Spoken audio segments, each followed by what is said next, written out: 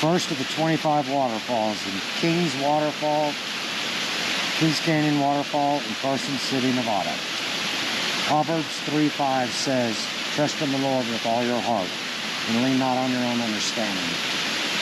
I love this verse. It was one of the first verses I ever read in the Bible. It basically tells me to give up my own ways, let God handle everything, and He'll take care of everything. It's gotten me through the past 4 years after Preston's death, and it's led me here to honor those that were lost and stolen, their lives stolen by fentanyl.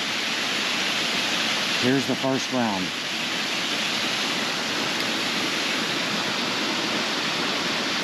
Ryan Christopher Bagwell, Forever 19, Mission, Texas. Nicole Gray, Forever 19, Flower Mound, Texas.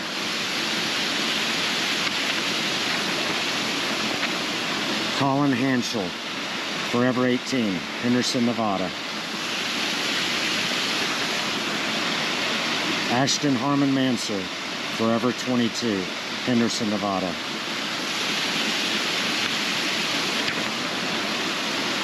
Robert Sterling, Forever 31.